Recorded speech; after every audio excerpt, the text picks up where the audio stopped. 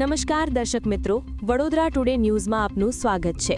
સમાચારમાં વાત કરીએ તો વડોદરાના અટલાદરા પોલીસ સ્ટેશન વિસ્તારમાં સન ફાર્મા રોડ પર ગંભીર અકસ્માત સર્જાયો છે, જેમાં મહિન્દ્રા થાર કાર ચાલક 19 વર્ષીય યુવતી ઋષિકા સદનાનીએ પૂર ઝડપે અને બેદરકારીથી કાર ચલાવી એક્ટિવા ચાલક અભિષેક મોરેને અડફેટે લેતા તેમનું મોત નીપજ્યું છે।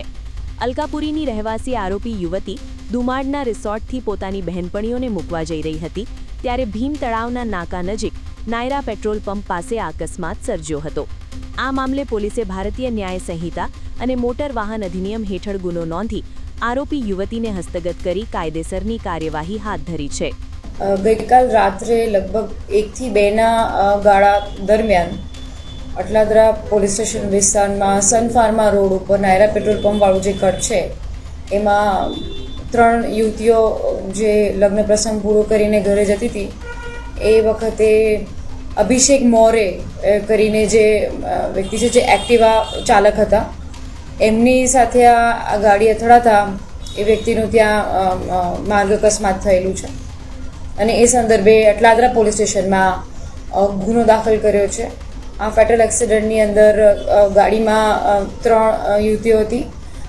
ઋષિકા જે ગાડીનું ડ્રાઇવિંગ કરતી હતી, ઋષિકા સદનાની, તનિષા અને વિસ્મય, આ ત્રણેય બહેનો એમના કોઈ લગ્ન પ્રસંગ પતાવીને પરત જતા હતા। એ દરમિયાન આ ઘટના બની છે અને આ ફેટલ એક્સિડન્ટનો ગુનો નોંધી અને ઋષિકા સદનાનીની અટકની કાર્યવાહી કરવામાં આવી છે। એની મેડિકલ રિપોર્ટ અને એના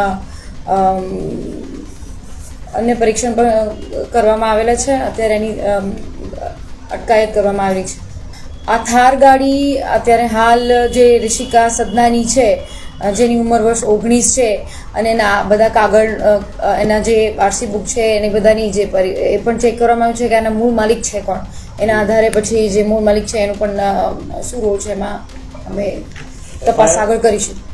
લાયસન્સ છે કે નહીં તેનો પણ ઉલ્લેખ નથી કરવામાં આવ્યો। આ લાયસન્સ એની ઉંમર વર્ષ 19 છે અને બીજા કયા એના ડ્રાઇવિંગની અંદરના કોઈ એવા બીજા કોઈ ફોલ્ટ હોય તો એની તપાસ પોલીસ કરી રહી છે। લાયસન્સ મળ્યું છે એની પાસે? લાયસન્સ મળેલું છે એની પાસે।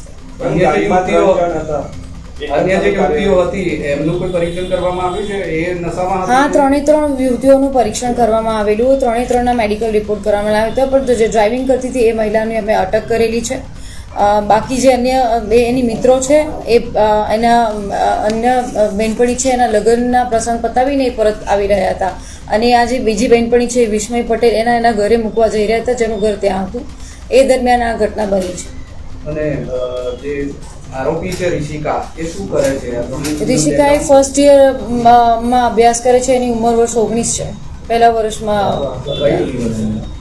NISVમાં ભણી રહી છે।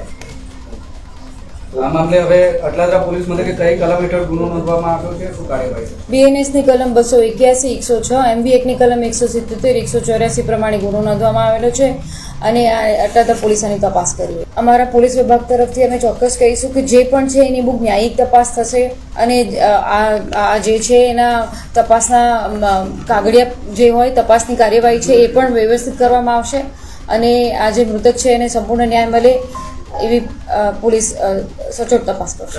આ વર્ષ તમામ લેટેસ્ટ અપડેટ માટે જોતા રહો વડોદરા ટુડે ન્યૂઝ।